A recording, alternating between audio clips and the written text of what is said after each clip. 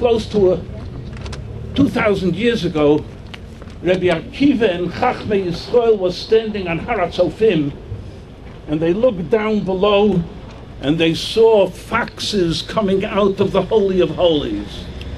The rabbis cried, Rabbi Akiva smiled, and then there's that famous dialogue between them.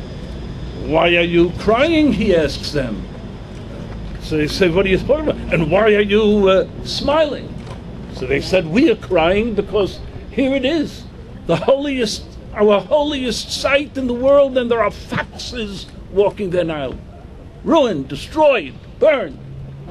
Then Rabbi Akiva said, if this is the extent of the destruction, then I believe with perfect faith that the prophecy of consolation of Zechariah, that amazing prophecy, where Zechariah says, Od Yeshu Zekenim Uzekenot, the elderly will sit in the streets of Yerushalayim.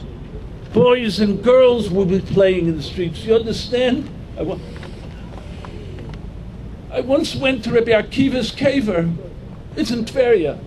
And I stood by the kever and I read those psukim, and I said to Rabbi Akiva, if I'd have a can of spray paint, I would go through this whole country and I would spray paint the country. Rabbi Akiva Tzadak, Rabbi Akiva is right. Whatever he saw is true, and we are the proof of it all. The Ramban came here in 1267. There were 2 Jews in Yerushalayim. 2 Jews. Take a look.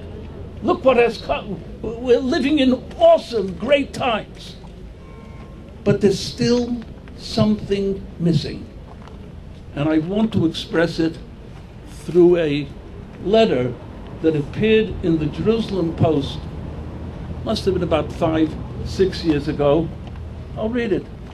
Pam Goldstein of Windsor, Ontario, anchors a radio show on her city's university campus. She writes about a victory party held by Arab students after Ariel Sharon's announcement of the proposed pullout from Gaza. According to one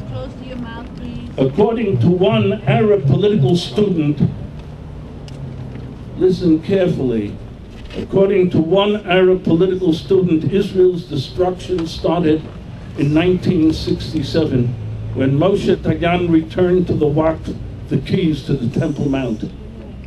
And this Arab student said it was obvious to all of us that we wanted the land more than the Jews.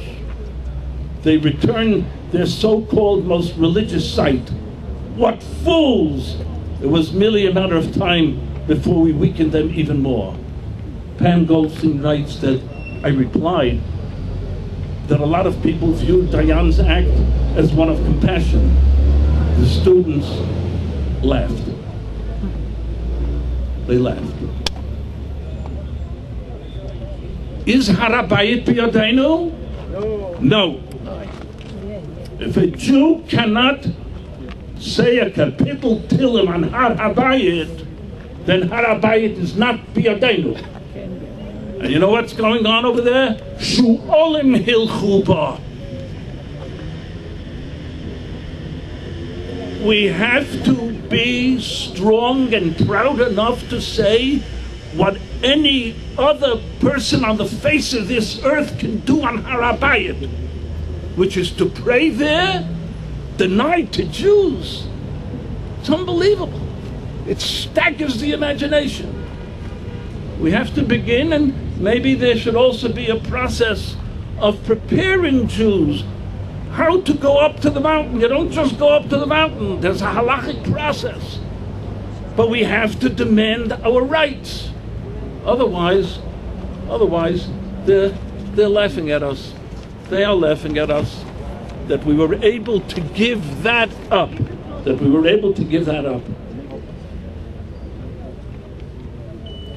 And one final point. We are marking the destruction of the first and second temples. That's Tisha B'Av.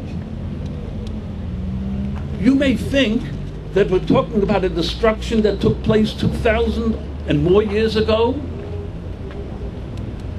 There is destruction of the mountain taking place right now. They are digging and digging with heavy equipment against the law. They're digging up all of Jewish history. They want to erase every trace of ours on that mountain. It's the biggest act of highway robbery in the world. That mountain belongs to us. And we're silent. They're digging and digging and destroying a wealth of archaeological proof because they say there was never a first temple or a second temple. And we remain silent. Making this march around the city and going to stand right beneath the Temple Mount, our cry to our government should be, it's our mountain. They must stop all of the destruction taking place. Churban HaBayit is taking place now. And we remain silent. So what kind of mourning? What is our mourning? We should be mourning for what's taking place every day on that mountain. And if we will tell the world it's ours and we want our rights on that mountain, the Rabbi Shalom is going to listen very, very carefully. All that he wants, and that's what he waited for till we started saying we want Eretz Yisrael, and we started coming back 100 years ago. It's time that we say we want that. Rabbi Shalom, we want that mountain. We want that mountain. We want to be able to build a Beit HaMikdash. We want a Mashiach. We are in the most awesome period of Jewish history. And it's a constant march of the Jewish people in Eretz Yisrael becoming stronger and stronger. We have to become proud Jews. We have to demand that which is us. And in Mirz Hashem, we're going to win. Just as we have been winning for 100 years, we're going to win.